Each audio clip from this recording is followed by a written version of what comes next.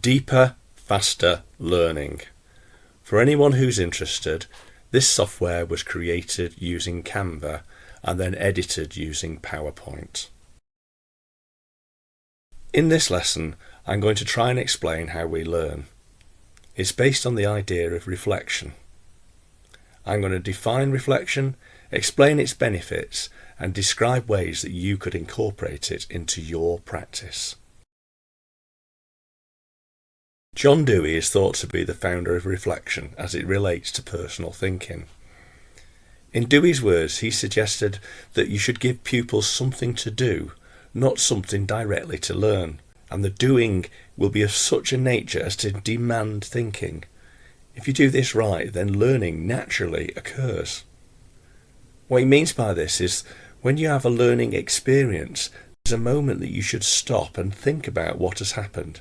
And it's these thoughts that cause us to learn. By exercising your reflection in an intentional way, you can improve the depth and recall of your learning.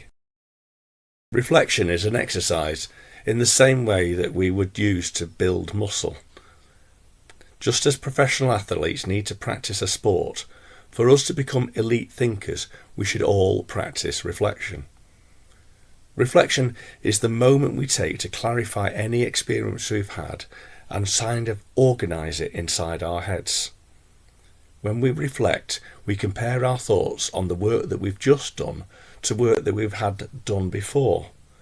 In doing so, we kind of file new memories in our memory banks and create our own personal meaning. We actually reflect quite naturally. But here's a simple framework that allows us to understand what's going on. We first start with an experience. This is some practical contact with some fact, figures, or an event.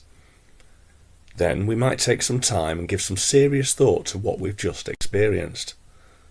If the connections we make in reflection are good, then we may conclude the process by some practical application of our new thinking.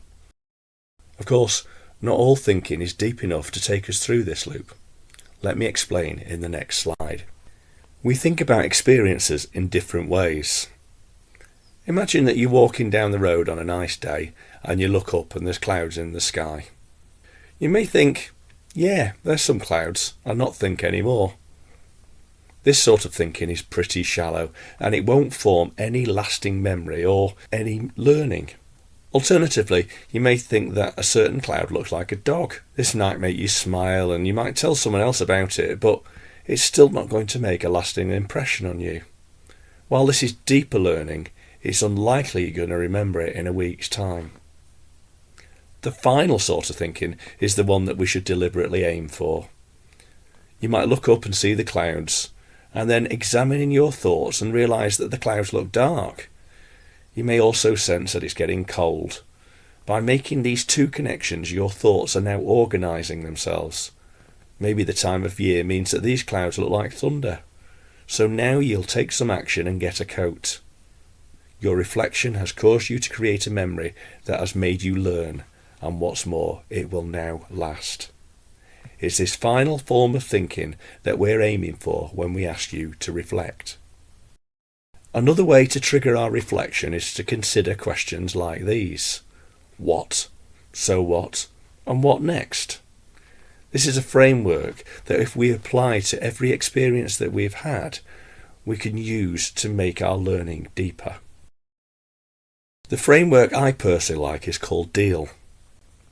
With DEAL, I first describe the experience.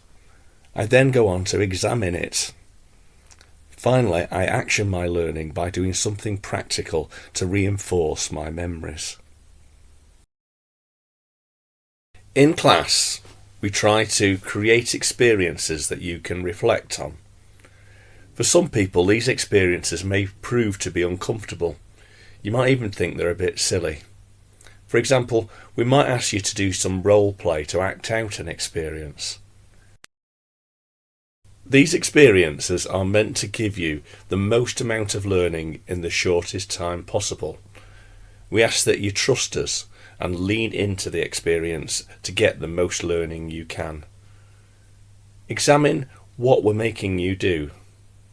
Then think, so what does that make me think? And then finally think, now what should I do with this new thinking? Always remember that the mind is just like a muscle.